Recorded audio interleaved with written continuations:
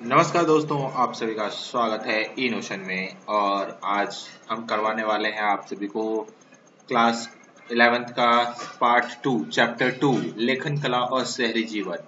तो लेखन कला और शहरी जीवन का बेसिकली तात्पर्य यही है कि पहले के टाइम में, पुराने टाइम में जैसे दो विकसित शहर हुआ करते थे, एक का नाम हड़प्पा मोहनजोदड़ो, इस टाइप से जो इंडिया में भारत में पाया गया था। वो क्या होता है, इवैक्यूएशन में पाया जाता है। दोस्तों, इवैक्यूएशन कैसे होता है, चलिए इवैक्यूएशन बताने से पहले आप सभी को बता दूं कि आप अगर चैनल पर नए हैं तो प्लीज चैनल को सब्सक्राइब कर लीजिए और बेल आइकन दबा दीजिए, जिससे आपको हमारे चैनल के हर नए अपडेट से तुरंत रूबरू हो सके। दोस्तों, चलिए अब हम बात करते हैं इवैक्यूएशन। खुदाई क्या होता है? खुदाई होता है जैसे बहुत सारे पुरानी सभ्यताएं हुआ करती थी दोस्तों, जिसको चेक करने के लिए कि कहाँ पर कैसी सभ्यता होती थी, वहां पर खुदाई की जाती है। क्या की जाती है? खुदाई की जाती है। वो कौन करता है? Archaeological department. ठीक है दोस्तों, तो उस आर्कोलॉजिकल डिपार्टमेंट में वैज्ञानिक होते हैं, साइंटिस्ट होते हैं, और वो आर्कोलॉजिस्ट बोला जाता है जिनको। वो वहां पर खुदाई करते हैं और उसकी चेकिंग करते हैं, जांच करते हैं। तो ऐसे ही एक शहर मिला, मेसोपोटामिया। मेसोपोटामिया शहर जो है वो बेसिकली दो शब्दों से मिलकर बना हुआ है। तो ये दो शहरों के उसके शब्दों से मिलकर बना हुआ है। और ये जो शहर है मेसोपोटामिया, वो दजला और फरात नदियों के बीच स्थित यह प्रदेश आजकल इराक गणराज्य का हिस्सा है। तो मेसोपोटामिया जो है बेसिकली आजकल इराक गणराज्य का हिस्सा है। दोस्तों, सऊदी अरेबिया और इराक के बीच में है बेसिकली ये, तो उनका ही हिस्सा है ये। ठीक है। मेसोपोटामिया की सभ्यता अपनी संपन्नता, शहरी जीवन, विशाल एवं समृद्ध साहित्य, गणित और खगोल विद्या के लिए प्रसिद्ध है। तो ये मेसोपोटामिया। एक बात और, आप सभी नोट्स जरूर बनाइए, निकाल लीजिए। चलिए नोटबुक निकाल लीजिए। अगर अभी अब तक आपने लिखा नहीं है तो नोटबुक जल्दी से निकालिए। आप लिखिए मेसोपोटामिया के बारे में। मेसोपोटामिया जो है वो दजला और फरात नदियों के बीच स्थित यह प्रदेश आजकल इराक गणराज्य का हिस्सा है। जल्दी से ये लाइन लिख लीजिए दोस्तों। उसके बाद लिखिए आप, शहरी जीवन की शुरुआत शहरी जीवन की शुरुआत इसी सभ्यता में होती है। तो ये जो शहरी जीवन है इस सभ्यता में भी पाई गई है, और साथ ही साथ शहरी जीवन की शुरुआत मेसोपोटामिया में हुई ऐसा भी माना जाता है। और जो हमारी सिंधु घाटी सभ्यता है, सिंधु घाटी सभ्यता, मोहनजोदड़ो, वो जो है वो भी एक शहरी जीवन की शुरुआत बताई जाती है। वहां पर भी शहरी जीवन पाया गया है। दोस्तों, बहुत ही विकसित शहर हुआ करते थे वहां पर। घर, नहाने का स्थल, पूजा स्थल, सामान रखने का स्थल बहुत ही विकसित हुआ करता था। शहरी जीवन हुआ करता था। उनकी गलियां और रोड चौड़े होते थे। रोडों का निर्माण इस तरह से किया जाता था कि रोड पर कभी पानी इकट्ठा ना हो। नालियों का निर्माण इस तरीके से, बहुत सारे तरीकों से। जैसे आजकल जो सेक्टर्स का जो बेसिक होता है, सेक्टर जो बनाए जाते हैं दोस्तों, आपने सुना होगा सेक्टर्स, वो सारे वो पुरानी सभ्यताओं में पाई गई है। चलिए मेसोपोटामिया का अर्थ बता देता हूं दोस्तों अब आपको। मेसोपोटामिया यह एक यूनानी शब्द है जो दो शब्दों से मिलकर बना है। मेसोस यानी मध्य, पोटोमस मतलब यानी दो नदियों से मिलकर बना है। ये मेसोपोटामिया जो है बेसिकली दजला और फरात नदियों के बीच की उपजाऊ धरती को इंगित करता है। दोस्तों, अभी आप देख पा रहे होंगे ये सीरिया है दोस्तों, सीरिया, टर्की। अब इधर जो है ये आपका ईरान है। इस बीच ही ये है जो एरिया, इसको ही मेसोपोटामिया बोला जाता है। क्या बोला जाता है दोस्तों? मेसोपोटामिया। बेसिकली आजकल ये इराक का हिस्सा है। इससे नीचे सऊदी अरेबिया है। ये सऊदी अरेबिया का एरिया है पूरा। तो देख पा रहे होंगे आप, ये मेसोपोटामिया। तो यही है मेसोपोटामिया, जो बहुत ही विकसित हुआ करता था दोस्तों। एक कहते हैं ना उसको, शहर के रूप में वहां पर मिला है। जब इवैक्यूएट किया गया तो वहां पर ऐसे सबूत मिले कि वहां पर ऐसा लगता है कि शहर हो। जॉर्डन भी देख सकते हैं, जेरूसलम, ये सारे दोस्तों। चलिए अब मैंने आपको ये दिखा दिया कि ये एरिया पड़ता कहाँ है बेसिकली, और मेसोपोटामिया का अर्थ भी बता दिया। अब आप लिखिए मेसोपोटामिया की भाषा क्या हुआ करती थी दोस्तों। अब आप जैसा कि देख पा रहे हैं ये कहाँ पर है, ये बेसिकली कहाँ है, इराक गणराज्य का हिस्सा है। और ईरान, सऊदी अरेबिया, ये इसके आसपास है दोस्तों, सीरिया, ठीक है। तो ये जो है टर्की, इनके बीच ये मेसोपोटामिया हुआ करता था। तो उस टाइम की इनकी जो सभ्यता थी, सबसे पहले सुमेरियन भाषा का प्रयोग करते थे यहाँ के लोग। लिखिए मेसोपोटामिया की सभ्यता, उसमें लिखिए मेसोपोटामिया की भाषा। तो मेसोपोटामिया की भाषा में लिखिए, इस सभ्यता में सबसे पहले सुमेरियन भाषा,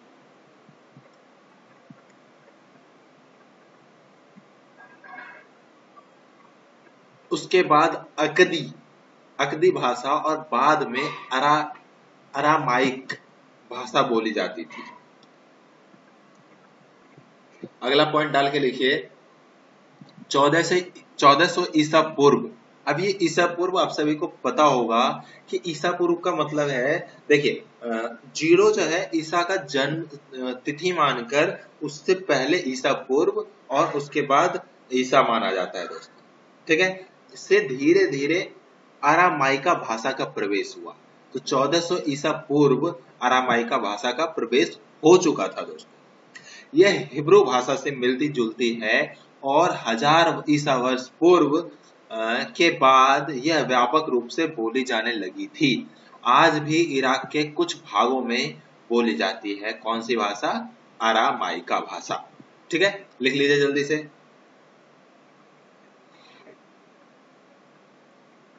अब अगला जो पॉइंट है हमारा वो है मेसोपोटामिया की ऐतिहासिक जानकारी के प्रमुख स्रोत। तो ये मेसोपोटामिया की जो जानकारी है वो हमें मिलती कहाँ से है, ये पॉइंट डाल के लिखिए कहाँ कहाँ से इसकी जानकारी हमें मिलती है। लिखिए इमारतों से, वहां की जो इमारतें हैं, मूर्तियां, कतरे, आभूषण, औजार, मुद्राएं, लिखिए जल्दी से, मिट्टी की पट्टिकाएं तथा लिखित दस्तावेज हैं। तो ये सारे जो हैं, आपको जो नाम बताए हैं मैंने, ये सारे लिख लीजिए। इन दस्तावेजों से ही जो हमें पता चला मेसोपोटामिया की ऐतिहासिक की जानकारी, इतिहास की जानकारी हमें इन सभी चीजों से वहां की जानकारी मिलती है। तो अगला पॉइंट हम करने वाले हैं, इसको जल्दी से लिख लीजिए। उसके बाद हम करने वाले हैं मेसोपोटामिया की भौगोलिक स्थिति। अब ये देखिए, चलिए उससे पहले मैं आपको कुछ चीजें दिखा देता हूँ, जैसे ये इमारतें, मूर्तियां, इनसे जानकारियां कैसे मिलती है। आप सभी को मैंने बताया मेसोपोटामिया का लोकेशन कैसा था। ये देखिए, ये सऊदी अरेबिया और इधर ईरान, इराक, और ये बीच का पूरा एरिया मेसोपोटामिया का, और अभी के टाइम में ये इराक और सीरिया का पार्ट है दोस्तों, ठीक है। तो देखिए ये जो है ये खुदाई की गई है, इवैक्यूएट किया गया है, उसके बाद यहाँ का पूरा ऐसा ढांचा निकल के आया है। तो ढांचे से पता चलता है कि वहां का जो था, वहां के लोग जो थे वो कितने विकसित हो चुके थे। ढांचे से पता चलता है दोस्तों ये सब चीजें। ये देखिए इस प्रकार के कुछ वहां पर सबूत मिले। इन सभी चीजों से पता लगाया गया कि कैसा विकास था, कैसे वहां पर कैसे लोग रहते थे, किस तरह के घर बने हुए थे। इन सब चीजों का जो हमें पता चला वहां पर, वहां के सबूतों से, उनके जो साक्ष्य थे मिले, जैसे ये कॉइन हो गए, ये देखिए आप देख पा रहे होंगे, ये इवैक्यूएशन से पता चला, इसको साफ किया जाता है जैसे, तब पता चलता है तब कैसा, मतलब वहां पर कैसे लोग रहते थे। उन सब चीजों की हमें जानकारी मिलती है। ये देख पा रहे होंगे नदियों के साइड में बसा हुआ ये पूरा एरिया, ठीक है दोस्तों। तो ये हमारे जो है पूरा वहां पर इवैक्यूएशन से सब कुछ पता चला है। चलिए आप सभी डाल लीजिए अगला पॉइंट, मेसोपोटामिया की भौगोलिक स्थिति। भौगोलिक स्थिति जो मैं दिखा चुका हूं आपको, दक्षिणी भाग में सुमेर और अक्कद कहा जाता था। शहरीकृत दक्षिणी भाग को क्या कहा जाता था? सुमेर। लिखिए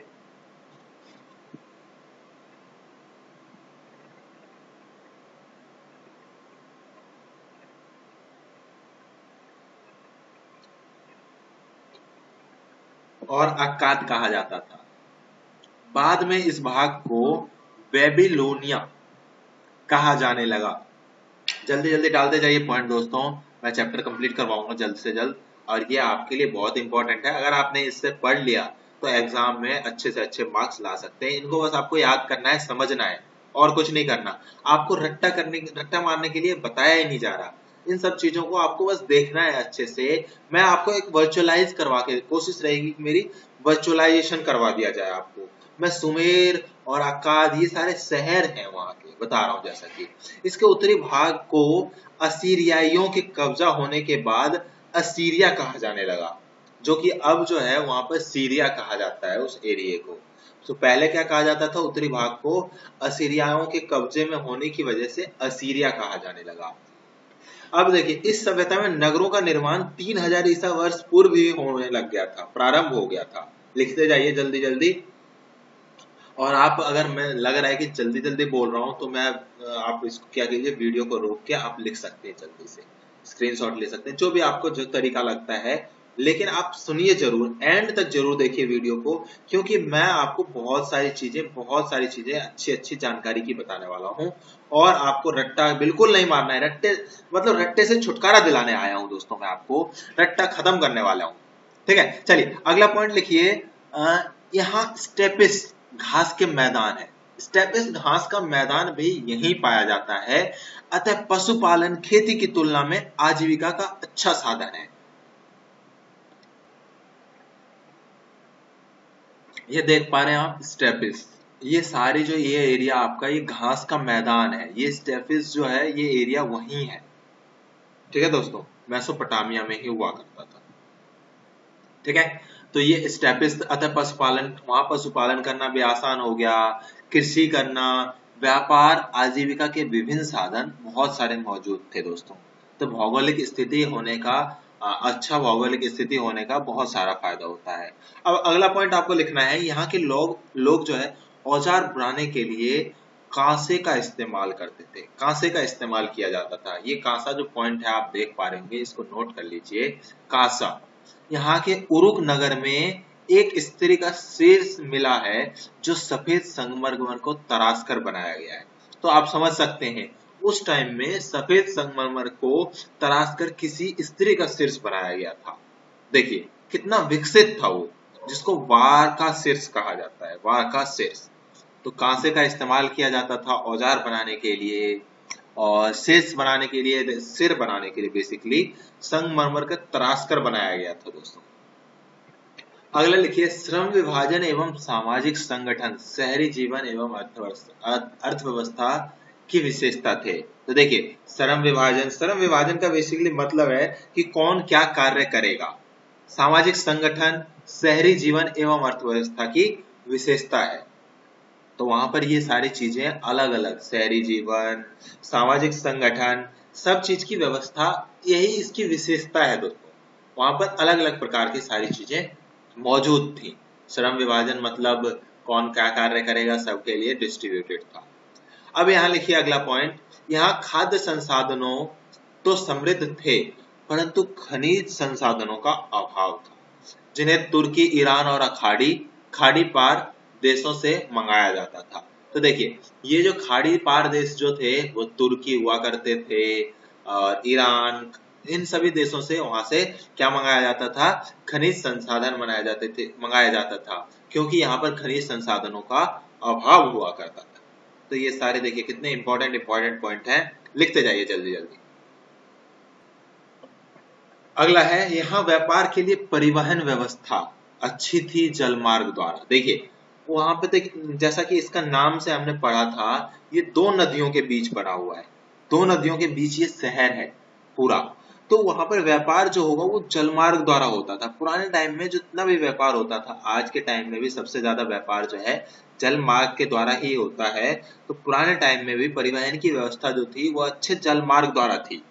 फरात नदी के व्यापार के लिए विश्व मार्ग के रूप में प्रसिद्ध थी। जैसा देखिए फरात नदी जो है वो विश्व व्यापार के लिए प्रसिद्ध थी। इसी तरह शहरी अर्थव्यवस्था में हिसाब किताब, लेन देन रखने के लिए यहाँ लेखन कला का विकास हुआ। अब इसके बाद हम लेखन कला की ही बात करने वाले हैं। अब देखिए शहरी अर्थव्यवस्था है तो वहां पर हिसाब, लेन देन, मतलब ये सारी चीजें तो होंगी। तो वहां पर लेखन कला का भी विकास होना बहुत जरूरी है, लेखन कला का होना भी बहुत जरूरी है। तो अगला पॉइंट जो है वो हमारा है लेखन कला। डालिए हेडिंग लेखन कला, हेडिंग डाल के लिखिए दोस्तों। मेसोपोटामिया में जो पहली पट्टिकाएं पाई गई हैं वे लगभग 3200 ईसा पूर्व की है। इन पर सरकंडे की तीखी नोक से कीलाकर लिपि द्वारा लिखा जाता है। देखिए किस तरीके से लिखा जाता था, सरकंडे की तीखी नोक से कीलाकर, किलाकार, कलाकार, बेसिकली ये किलाकार मिस्टेक है, कलाकार लिपि द्वारा लिखा जाता था, सॉरी कीलाकार लिपि थी वहां की, ठीक है, इसके द्वारा लिखा जाता था। इन पट्टिकाओं को धूप में सुखा लिया जाता था। ये कीलाकार लिपि है, लिख लीजिए। इन पट्टिकाओं को धूप में सुखा लिया जाता था जिससे ये सूख जाए और ये मिटे ना जल्दी से, ठीक है। तो देख लीजिए कितनी अच्छी लेखन कला की टेक्निक थी आज से इतने सालों पहले। अब उसकी विशेषताएं लिखिए, लेखन कला की क्या क्या विशेषताएं थी, जल्दी से डालिए पॉइंट्स। अच्छा ये आप लिख लीजिए किस तरीके से लेखन कला विकसित था वहां पर, ठीक है। उसके बाद इनकी विशेषताएं लिखिए जल्दी से। देख सकते हैं कुछ इस प्रकार का हुआ करता था, ठीक है दोस्तों, कुछ इस प्रकार से लिखा जाता था। वहां की लेखन कला जो थी कुछ ऐसी थी, देख पा रहे होंगे, ये देखिए इस तरीके से लिखा जाता था। ये सारी मेसोपोटामिया की ही है दोस्तों। चलिए पॉइंट डालिए विशेषताओं की। ध्वनि के लिए कीलाक्षर या कीलाकार चिन्ह का प्रयोग किया जाता था। कीलाकार चिन्ह का प्रयोग किया जाता था। वह एक अकेला व्यंजन या स्वर नहीं होता था। वह एक अकेला व्यंजन या स्वर नहीं होता था। जल्दी से लिखिए। अगला पॉइंट लिखिए। ये जो आपको है ना, बस इनको याद कर लेना है। कहीं से भी क्वेश्चन आएगा, कहीं से भी आप इजिली तुरंत अटेम्प्ट कर सकते हैं। मैं आपको एक बात पहले भी बता चुका हूँ, एक बात और बताने वाला हूँ। नोट्स जरूर बनाते जाइए और साथ ही साथ मैं आपको इनके चैप्टर्स खत्म होते ही बहुत सारे टाइप्स के अलग अलग क्वेश्चंस प्रोवाइड करूंगा और उनके आंसर्स कैसे लिखना है वो भी बताऊंगा दोस्तों। तो प्लीज हमारे चैनल को अगर अभी तक आपने सब्सक्राइब नहीं किया है तो जल्दी से जल्दी सब्सक्राइब कर लीजिए और बेल आइकन दबा दीजिए दोस्तों। चलिए अगला पॉइंट लिखिए। अलग अलग ध्वनियों के लिए अलग अलग चिन्ह होते थे जिसके कारण लिपिक को सैकड़ों चिन्ह सीखने पड़ते थे। अलग अलग ध्वनियों के लिए अलग अलग चिन्ह का प्रयोग किया जाता था। अभी तो देखिए अलग अलग ध्वनि है, चिन्ह भी हैं अलग अलग, लेकिन हम सीख जाते हैं उनको तो अच्छे से लिख पाते हैं। तो इसी तरीके से उस टाइम भी अलग अलग ध्वनियों के लिए बहुत सारे अलग अलग लिपिक हुआ करते थे, चिन्ह हुआ करते थे। इसलिए जो लिपिक होता था, जो लिखने वाला होता था, उन्हें अनेकों सैकड़ों ध्वनि के वो चिन्ह याद करने पड़ते थे। अगला पॉइंट लिखिए। सूखने से पहले इन्हें गीली पट्टी पर लिखना होता था। सूखने से पहले इन्हें गीली पट्टी पर लिखना होता था। लिखने के लिए कुशल व्यक्ति की आवश्यकता होती थी। यह भी लिखिए जल्दी से। लिखने के लिए कुशल व्यक्ति की आवश्यकता होती थी।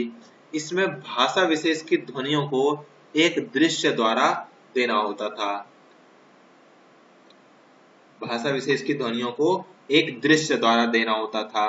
जल्दी से लिखिए दोस्तों। अगला है क्यूनिफॉर्म, कीलाकार। कीलाकार जो था वो क्या है? यह लैटिन शब्द क्यूनिक्स जिसका अर्थ छोटी और फॉर्मा जिसका अर्थ है आकार से मिलकर बना है। ठीक है दोस्तों, तो ये कीलाकार होता क्या है? एक लिपि है जिसका अर्थ जो है क्या है? छोटी और फॉर्मा जिसका अर्थ आकार होता है, आकार है से मिलकर बना है। इसके बाद अब बात करने वाले हैं मेसोपोटामिया की कृषि जलवायु, कृषि और जलवायु। वहां पर कैसी कृषि की जाती थी, कैसा जलवायु था, उन सब चीजों की अब बात करने वाले हैं दोस्तों। जल्दी से लिखिए ये पॉइंट। जैसा कि आप जानते हैं ये कहाँ पे था? दजला और फरात नदियों के किनारे था। कहाँ पे था दोस्तों? दजला और फरात नदियों के किनारे। ये देखिए कुछ दृश्य दिखा देता हूँ। दजला नदी का दृश्य है दोस्तों। ये दजला नदी और फरात नदी देख पा रहे होंगे। तिग्रिस में ही है दोस्तों ये दजला नदी और फरात नदी। ये आपका इसका एक लोकेशन भी दिखा रहा हूँ। प्राचीन भारत के 11 रहस्य जानकारी। ये देखिए तिग्रिस नदी। और चलिए ये आपने लिख लिया। अब वहां पर जो हम उसकी जलवायु की बात करने वाले हैं। फरात नदियों की नदियां उत्तरी पहाड़ों से निकलकर, कहां से निकलती थी दोस्तों? उत्तरी पहाड़ से। तिग्रिस बेसिकली जिस एरिया का नाम हुआ करता था, और अपने साथ उपजाऊ बारीक मिट्टी लाती रही है। ये जो नदियां हैं आज भी हैं, और ये क्या करती हैं? उपजाऊ बारीक मिट्टी लाती हैं। जब इन नदियों में बाढ़ आती है अथवा जब इनके पानी में सिंचाई के लिए खेतों में ले जाया जाता है तब यह उपजाऊ मिट्टी वहां जमा हो जाती है। तो बाढ़ से देखिए, बाढ़ से हर तरफ फैल जाती है और इसी तरीके से सिंचाई के लिए पानी ले जाते हैं तब भी क्या होता है, उसमें से उपजाऊ मिट्टी खेतों में चली जाती है और खेतों को उपजाऊ बना देती है। अगला पॉइंट लिखिए आप सभी, यहाँ का रेगिस्तानी भाग जो दक्षिण में स्थित है, तो रेगिस्तानी भाग जो बेसिकली है वो कहाँ है, दक्षिण में स्थित है, जो सऊदी अरेबिया का एरिया पड़ जाता है दोस्तों, वो आज भी रेगिस्तान है। यहाँ भी कृषि की जाती है और फरात नदी जब इन रेगिस्तानों में पहुंचती है तो छोटे छोटे कई धाराओं में बटकर नहरों जैसे सिंचाई का कार्य करती है। ठीक है, तो आप जैसे देख पा रहे हैं फरात नदी बेसिकली वहां के लिए एक लाइफ लाइन का काम करती है, वो नहरों की तरह काम करती है, अलग अलग छोटे छोटे कई धाराओं में बढ़ जाती है, इसलिए वहां पर बहुत ही फायदा होता है। अब यहाँ पर खेती कौन कौन सी की जाती है दोस्तों, वो लिख लीजिए। लिखिए, यहाँ गेहूं, जौ, मटर और मसूर की खेती की जाती है, ये सारी खेती वहां पर की जाती है। अब है दक्षिणी मेसोपोटामिया की खेती सबसे ज्यादा उपज देने वाली हुआ करती थी। अब देखिए, दक्षिणी मेसोपोटामिया जो है बेसिकली रेगिस्तान का एरिया है, लेकिन वो बहुत ही ज्यादा उपजाऊ हुआ करती थी। हालांकि वहां फसल उपजाने के लिए आवश्यक वर्षा की कमी रहती थी। तो आप देख सकते हैं वहां पर क्या है, रेगिस्तान है तो रेगिस्तान में वर्षा की तो कमी रहती ही है, तो इसलिए वहां पर भी वर्षा की कमी रहती थी। अब अगला है स्टेपी क्षेत्र का प्रमुख कार्य पशुपालन था। स्टेपिस जो बताया वो आपका क्या था, वो पूरा मैदानी एरिया था जहां पर पशुपालन बहुत ज्यादा किया जाता था।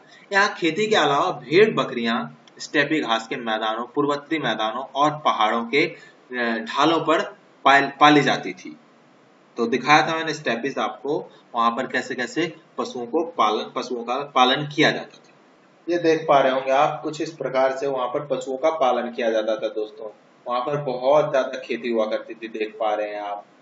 ठीक है, तो ये सारे मतलब घास के मैदान होने की वजह से वहां पर पशुओं का पालन करना बहुत ही आसान हो जाता था।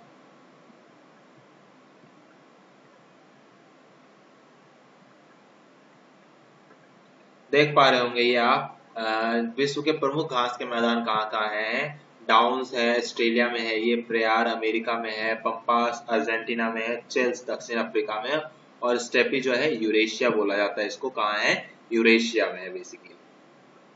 चलिए, ये सब आप सभी ने लिख लिया होगा, तो अब हम बात करने वाले हैं मेसोपोटामिया के प्राचीनतम नगर के बारे में। तो वहां पर कौन कौन से नगर थे, किस तरह से विकसित थे और सबसे प्राचीनतम कौन सा था। तो इस सभ्यता में नगरों का निर्माण जो है 3000 ईसा पूर्व प्रारंभ हो गया था और उसमें उरुक, उर और मारी, ये तीन जो है प्रसिद्ध नगर हुआ करते थे। जैसे सिंधु घाटी सभ्यता में मोहनजोदड़ो और इसी प्रकार से लोथल, ये सारे फेमस थे।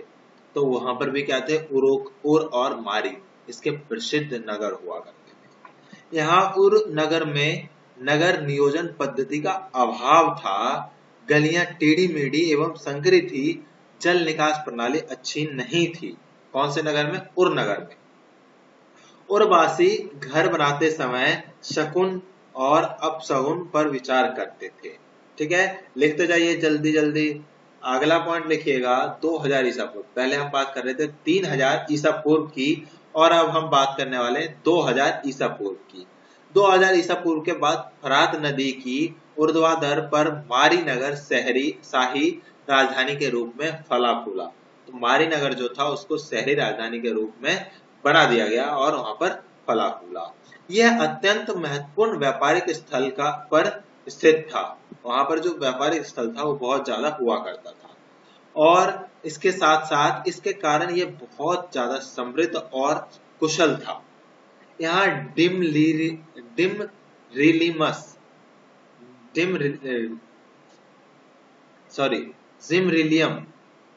जिमरिलियम का राजमहल क्या था, यहाँ पर जिमरिलियम का राजमहल मिला है तथा इसके मंदिर भी मिले हैं। ठीक है, बहुत समृद्ध था, खुशहाल था और जिमरियम का राजमहल मिला है दोस्तों। अगला बात करने वाले हैं, अगले टॉपिक की बात करने वाले हैं, काल गणना की बात करने वाले हैं। लिखिए, काल गणना और गणित की विद्वतापूर्ण परंपरा दुनिया की मेसोपोटामिया की सबसे बड़ी देन है ओके, काल गणना उसकी बहुत बड़ी देन है मेसोपोटामिया की। इस सभ्यता के लोग गुणा, भाग, वर्गमूल, चक्रवृद्धि ब्याज आदि से परिचित थे। आप सोच सकते हैं, आपसे कई सालों पहले वहां के लोग जो थे वो इन सभी चीजों से परिचित थे। काल गणना के लिए यहाँ के लोगों ने एक वर्ष का 12 महीनों में, एक महीने का 4 हफ्तों में और एक दिन का 24 घंटों तथा एक घंटे का 60 मिनट में विभाजन किया हुआ था। बताइए कितना इंपॉर्टेंट पॉइंट है ये। ओके, ये लिख लीजिए जल्दी से। अगला लिखते हैं हम मेसोपोटामिया के शहरों के प्रकार। जल्दी से आप सभी ये लिखिए, ज्यादा टाइम ना लगाइए, जल्दी से शहरों के प्रकार लिखिए दोस्तों। पहला जो है शहर वो है वे जो मंदिरों को के चारों ओर विकसित हुए शहर है। तो पहला जो है मंदिरों के चारों ओर विकसित हुए शहर के बारे में बताना है। वहां पर प्रकार था मंदिरों के चारों ओर विकसित शहर, वहां पर उसका प्रकार था। वे जो व्यापार के केंद्रों के रूप में विकसित हुए शहर, शाही शहर, इस टाइप से अनेक चीज वहां पर विकसित हुए दोस्तों। अगला बात करने वाले हैं शाहीकरण और नगरों की बनावट के बारे में। इसके बारे में मैं ज्यादा नहीं बताने वाला हूँ, आप बस थोड़ा सा समझा दूंगा, आप लिख लीजिएगा। देखिए, शहर और नगर बड़ी संख्या में लोगों के रहने के ही स्थान नहीं होते थे, जबकि किसी अर्थव्यवस्था में खाद्य उत्पादन के अतिरिक्त अन्य आर्थिक गतिविधियां विकसित होने लगी थी। तो देखिए, शहरीकरण और नगरों की बनावट इस प्रकार से की जाती थी। बेसिकली ये नदियों के किनारे बसे हुए थे, तो वहां पर इस तरीके से बनाया जाता था कि नगरों का जो वो है व्यापार है वो पूरे नदियों से ही होकर जाए, और इस तरीके से ही वहां पर विकास विकसित किया जाता था नगरों का।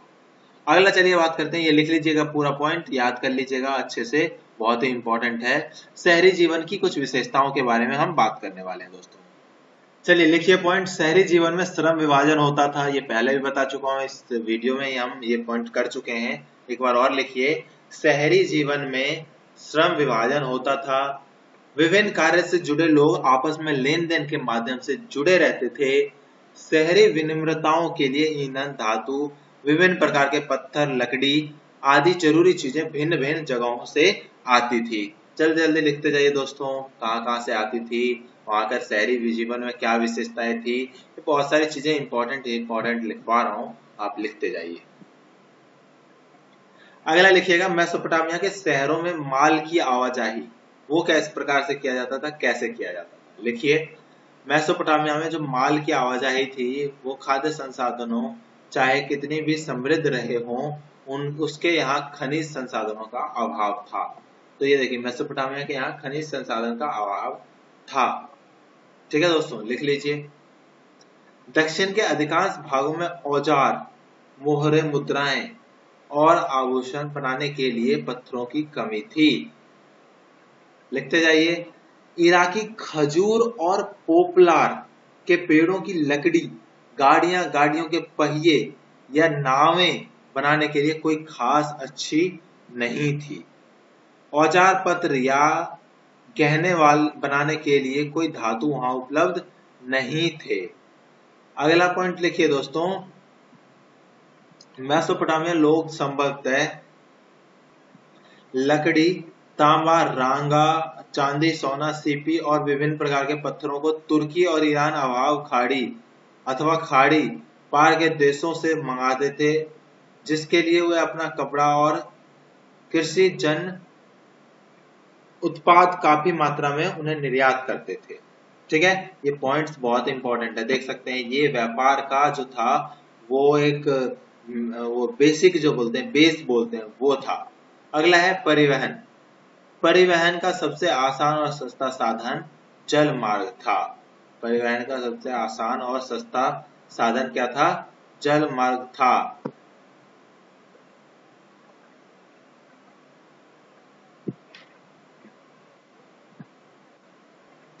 अगला पॉइंट लिखिए, मेसोपोटामिया के मंदिर। वहां पर मंदिर कैसे हुआ करते थे? मेसोपोटामिया के कुछ प्रारंभिक मंदिर साधारण घरों की तरह थे। अंतर केवल मंदिर की बाहरी दीवारों के कारण था, जो कुछ खास अंतराल के बाद भीतर और बाहर की ओर मुड़ी होती थी।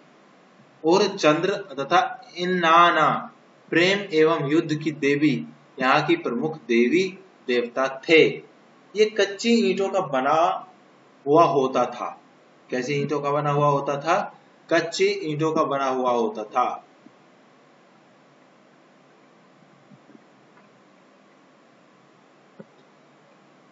अगला है, इन मंदिरों में विभिन्न प्रकार के देवी देवताओं के निवास स्थान थे, जैसे उर जो चंद्रमा देवता था, और इन्नाना जो प्रेम व युद्ध की देवी थी, उनकी भी तस्वीरें थी। अगला है, ये मंदिर ईंटों से बनाए जाते थे और समय के साथ बड़े होते गए, क्योंकि उनके खुले आंगनों के चारों ओर कई कमरे बने होते थे।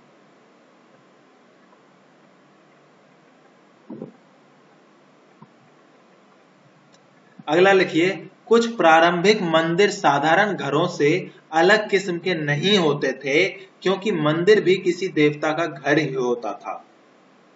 देख पा रहे होंगे दोस्तों, इस प्रकार का कुछ घर बना होता था, यही मंदिर का भी कार्य करता था। मंदिर भी इसी को बोला जाता था। ये मेसोपोटामिया के कुछ टेम्पल्स हैं, इनको ही मंदिर का भी वो दिया जाता था, उपाधि दी जाती थी, और मंदिर का कार्य करते थे दोस्तों। ये था हमारा मेसोपोटामिया के मंदिर की विशेषताएं। मंदिर की बाहरी दीवारें कुछ खास अंतराल के बाद भीतर और बाहरी ओर की मुड़ी हुई होती थी, या मंदिरों की विशेषता थी। सबसे ज्यादा विशेषता यही थी, भीतर और बाहर की ओर मुड़ी हुई होती थी बेसिकली। अगला है देवता पूजा। किस देव की पूजा करते थे, ये कैसे रहते थे, कौन सी पूजा किया करते थे, वो बताएंगे दोस्तों। देवता पूजा का केंद्र बिंदु होता था। लोग देवी देवता के लिए अन्न, दही, मछली लाते थे। लिखते जाइए, देवता पूजा का केंद्र बिंदु क्या होता था? देवता पूजा का केंद्र बिंदु होता था, और देवी देवताओं के लिए क्या क्या लाते थे? अन्न, दही, मछली लाते थे। आराध्य देव सैद्धांतिक रूप से खेतों, मत्स्य क्षेत्रों और स्थानीय लोगों के पशुधन का स्वामी माना जाता था। बेसिकली वही कॉन्सेप्ट है, इंडियन कॉन्सेप्ट है सारा वहां भी, तो आप लिखते जाइए इनको। बहुत इंपॉर्टेंट है दोस्तों, थोड़ा सा सब्र करके लिख लीजिए और ये चैप्टर आपका कंप्लीट हो जाएगा। बस कुछ ही मिनटों में खत्म होने वाला है, तो आप हमारे साथ बने रहिए, बस और कुछ नहीं है। अगला है, समय आने पर उपज को उत्पादित वस्तुओं में बदलने की प्रक्रिया, जैसे तेल निकालना, अनाज पीसना, काटना और ऊनी कपड़ों को बुनना आदि मंदिर के आसपास ही की जाती थी। ये सारे कार्य कहाँ किए जाते थे? मंदिरों के आसपास ही किए जाते थे। अब अगला है, मेसोपोटामिया के कुछ शासक के बारे में बता देंगे दोस्तों, कुछ 2-4 शासकों के बारे में, और बस खत्म करेंगे ये वीडियो। ये चैप्टर हमारा खत्म हो जाएगा। चलिए हेडिंग डालिए, मेसोपोटामिया के शासक। समय का यह विभाजन सिकंदर के उत्तराधिकारियों द्वारा अपनाया गया। सिकंदर जो था, उसके उत्तराधिकारियों ने समय का विभाजन ईसा पूर्व और ईसा अपनाया था, सिकंदर के उत्तराधिकारी, और वहां से यह रोम तथा इस्लाम की दुनिया में और बाद में मध्य युगीन यूरोप में पहुंचा। तो ये जो मेथड था वो बाद में धीरे धीरे फैलते हुए मध्य युगीन यूरोप तक पहुंचा था दोस्तों।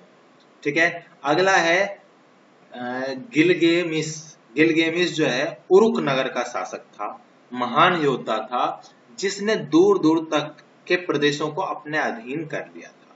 कौन था? गिलगेमिस, ये उसका नाम था। अब अगला है, एशियाई शासक अशुरबनीपाल ने बेबीलोनिया के कई मिट्टी की पट्टिकाएं मंगवाकर निनवे में एक पुस्तकालय स्थापित किया था। निनवे जो है एक जगह का नाम है, जहां पर एक पुस्तकालय उसने किसने? अशुरबनीपाल ने कहां से मंगवाया था? बेबीलोनिया से कई मिट्टी की पट्टिकाएं मंगवाकर निनवे में एक पुस्तकालय में स्थापित कर दिया था। अगला पॉइंट बात करते हैं दोस्तों, नेबोपोलासर। नेबोपोलासर ने सन जो 625 ईसा पूर्व में बेबीलोनिया को असीरियाई आधिपत्य से मुक्त कराया था। अभी बताया था असीरियाई जो बेबीलोनिया के असीरियाई थे, और वहां पर लोगों को असीरिया भी बोला जाता था। नेबोपोलसर ने 625 ईस्वी में उनके आधिपत्य से मुक्त करा दिया था। अब अगले बात करते हैं सिकंदर की। 331 ईसा पूर्व में सिकंदर से पराजित होने के बाद बेबीलोन दुनिया का एक प्रमुख नगर बना रहा। जो बेबीलोन था वो दुनिया का एक प्रमुख नगर बना रहा। और नेबोनिडस स्वतंत्र बेबीलोन का अंतिम शासक था। कौन था? नेबोनिडस। नेबोनिडस जो था वो स्वतंत्र बेबीलोनों का अंतिम शासक था। तो ये आज का हमारा इतना हो गया कंप्लीट दोस्तों। ये सेकंड चैप्टर भी हो गया। प्लीज आप इनका नोट्स जरूर बनाइए, नोट्स बनाना बहुत जरूरी है। ये जो चैप्टर का पूरा निचोड़ ला रहा हूं दोस्तों मैं, आपको पूरे चैप्टर पढ़ने की जरूरत नहीं है। चैप्टर का सार जो है सब कुछ इसके एक छोटे से उसमें मैं कोशिश करता हूं कि आपको समझा दिया जाए। और अलग अलग क्वेश्चंस के टाइप्स करवाऊंगा जो बहुत इंपॉर्टेंट होगा। अगर देखिए एक प्रॉमिस मैं आपसे जरूर करूंगा, अगर आप मेरे साथ बने रहेंगे तो आपको 100 में से 99 की उम्मीद मैं दिलाता हूं दोस्तों। बाकी आपके ऊपर है कि आप कितना ला पाते हैं। बाकी जो भी अगर थोड़े से एवरेज लेवल के बच्चे हैं उनके लिए भी मैं कहना चाहूंगा, अगर आप हमारे स्ट्रेटेजी को अपनाते हैं, हमारे टेक्निक को अपनाते हैं, तो आपके लिए बहुत ही इंपॉर्टेंट वीडियोस मैं लाता हूं ये। और इन वीडियोस के द्वारा आप 80 से 90 नंबर आसानी से प्राप्त कर सकते हैं बोर्ड में भी, एग्जाम में। अभी तो ये 11th क्लास है, 12th क्लास के बोर्ड्स एग्जाम में भी आप आसानी से पूरे मार्क्स प्राप्त कर सकते हैं दोस्तों। तो इसी वीडियो के अंत में मैं अपने शब्दों को विराम देता हूं। प्लीज चैनल को सब्सक्राइब जरूर कर लीजिए, अपने दोस्तों को शेयर भी कीजिए, और अगर अच्छा लगा ये वीडियो तो लाइक जरूर कर दीजिएगा दोस्तों। Thank you so much, thanks a lot for watching this video.